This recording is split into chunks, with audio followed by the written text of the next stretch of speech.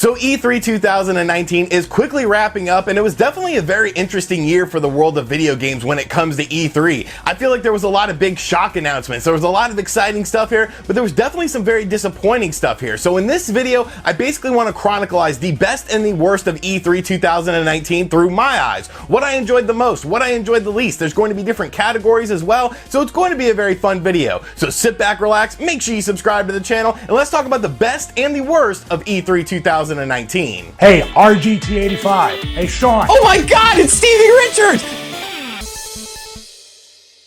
So to kick things off, let's talk about the best surprise game for me at E3 2019. And there was a lot of great surprise games, but honestly, my biggest surprise game was the Panzer Dragoon remake. I didn't expect this to be at E3 2019. We had heard that Panzer Dragoon was getting a remake, but we didn't know any sort of progress on this game. So to see it being showcased for the Nintendo Switch during Nintendo's E3 presentation was just absolutely fantastic to me. I love the original Panzer Dragoon and Panzer Dragoon 2 and Panzer Dragoon Saga. They're all amazing games. And I feel like Star Fox fans are really going to enjoy this game when it comes out this winter. I thought the game looked absolutely beautiful. It looked so fun, and it looked so clean and crisp, so much better than the original Sega Saturn version of the game, which for its time was a very visually impressive game. So to see this game in action was definitely a huge surprise for me, and something that I really enjoyed seeing during E3. Now, as far as the worst surprise game of E3 2019, I'm gonna have to say it was FIFA 2020 for the Nintendo Switch. Now obviously FIFA 2020 coming out isn't a surprise. We expect these sports games to come out yearly,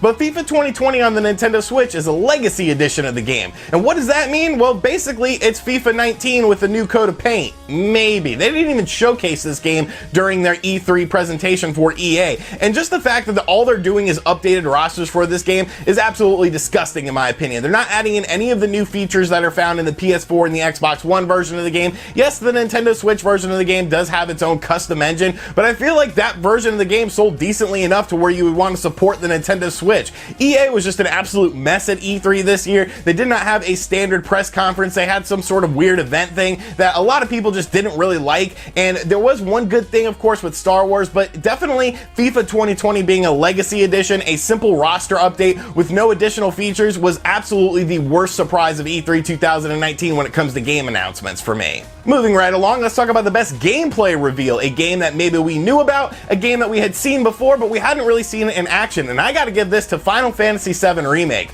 What a fantastic looking game. Obviously, a lot of people were worried about the combat system in this game because it was said that it was going to have a more action-orientated combat system than the traditional Final Fantasy VII turn-based system, but I think they're doing absolutely marvelous work with this game. It looks almost like a Devil May Cry game, but you can actually slow down time to do different attacks with your magic meter and stuff like that. I thought it just looked absolutely fantastic. The game honestly almost looked like a next generation game to me, so it's very impressive to see the amount of power they're pulling out of the PS4 to make this game look so great. I was absolutely blown away by it. I honestly cannot wait to play this game. It looks absolutely fantastic and was definitely my best gameplay reveal. Now let's talk about the worst gameplay reveal. I'm actually giving this to two separate games in the same franchise, and that has to be the Gears Pop gameplay reveal and of course the lack of Gears 5 gameplay at this event. Now of course Gears 5 did get some additional gameplay on other channels, but as far as the actual E3 presentation, we only got a cinematic for this game, and this game is coming out pretty damn soon.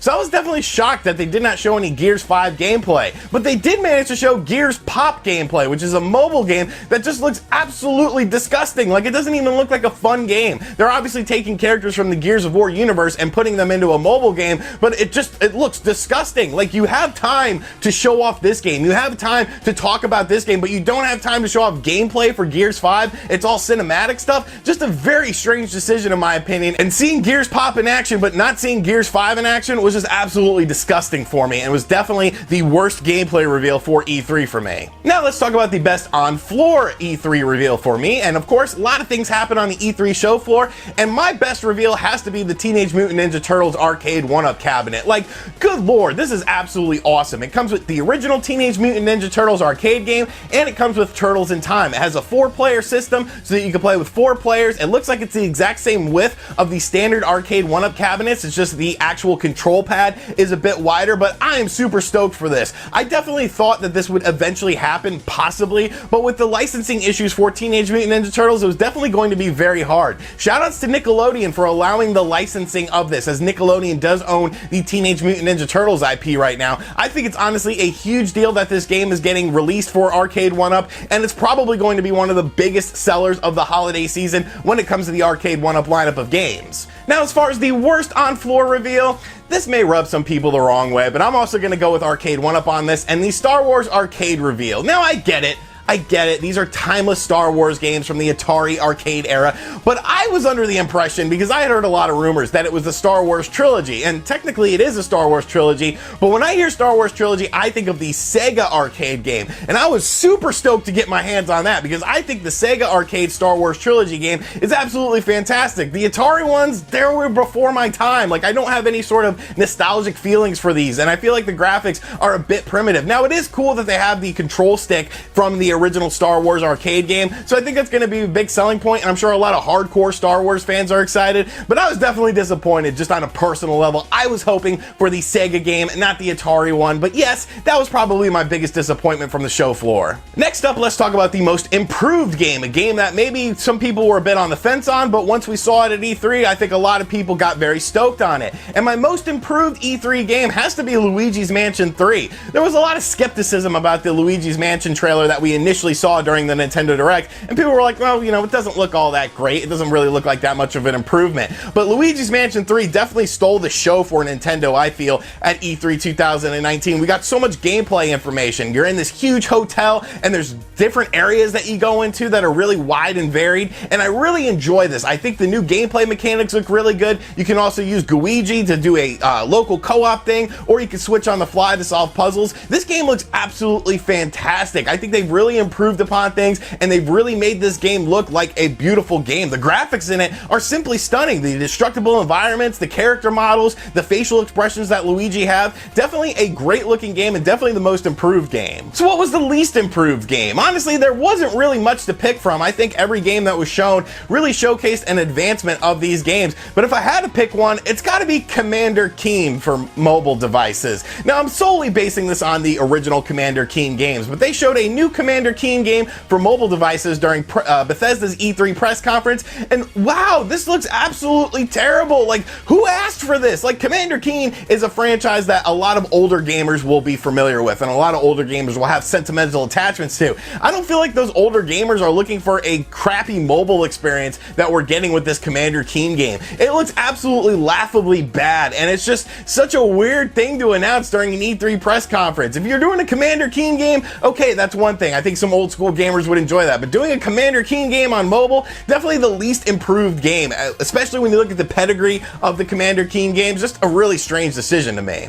Next up, I briefly want to go over the best and the worst crowd from E3 2019. Best crowd has to be Square Enix. The Square Enix crowd was very respectful. They cheered when things should be cheered. They were quiet when situations required quietness. Definitely a big shout out to the Square Enix presentation, the attendees in that conference. Absolutely fantastic job. The worst had to be Bethesda. These people cheered absolutely everything. You have Todd Howard coming out and saying Fallout 76 was a bit of a failure, and they cheered that. And then they said, oh, we're trying to make Fallout 76 better, and then they cheered that. Like, you're cheering both sides of the coin here. Like, either you're happy that the game was crappy at launch, or you're not happy that the game was crappy at launch. It was just so annoying watching Bethesda's E3 press conference. People were cheering for absolutely nothing, just going absolutely gaga, and it really took me out of the press conference presentation, I felt. It was definitely annoying. There was tons of people talking about it on social media, and definitely the worst crowd from the event. Of course, it's not an E3 presentation unless you get some release dates for games, and I want to talk about the best release date that we got and the worst release date that we got. By far, to me, the best release date that we got was Link's Awakening for the Nintendo Switch, coming out on September 20th, just like 3 months away. I think the art style that they use for this game looks absolutely beautiful. It definitely works. I still feel like it retains that old school Link's Awakening Game Boy feel, but puts it in a more modern age. They also added in a dungeon creator into this game as well, where you can take chunks of dungeons that you've completed and make a whole new complete dungeon out of it, that has a special bonus at the end for completing this dungeon. So to see this game coming out on September 20th definitely was a big deal to me. I definitely thought it would be a later holiday release, maybe around November or October, but coming out September 20th, definitely a big win in my opinion.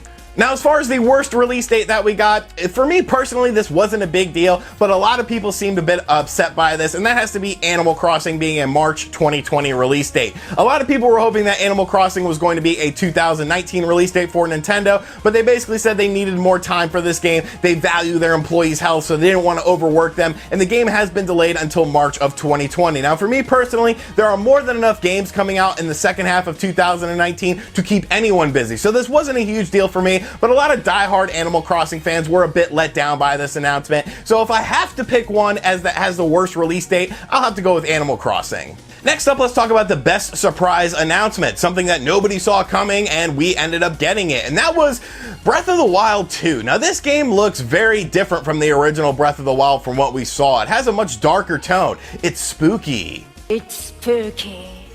And I really like that. Everything from the visual style, from the music that played in this trailer, it had a very dark and, gritty tone to it. Something akin to like what we saw from Ocarina of Time to Majora's Mask. Now, obviously they're going to be using the Breath of the Wild engine again, which I thought was a fantastic engine, so that's really cool, but there's a lot of mystique going on around this game. Ganon was resurrected during this trailer as what a lot of people are believing to be Ganon, and it feels like it's going to be a really unique game. Are you going to be able to play as Zelda and Link? Is there going to be co-op play? Will Zelda be the actual star of this game? There's a lot of controversy and a lot of speculation going on around this game, but just to see it be announced at the end of Nintendo's E3 presentation was absolutely amazing to me. And of course, you can't have a best surprise announcement without having a worst surprise announcement. And the worst surprise announcement is Uplay Plus, a new subscription service from Ubisoft to play their games for $15 a month. And if you want to use it on Stadia, which it is compatible with, if you want the best version of Stadia, you also have to pay $10 a month for that. So now we're up to $25. Do you not see, folks, what's happening here? We're getting too many subscription services.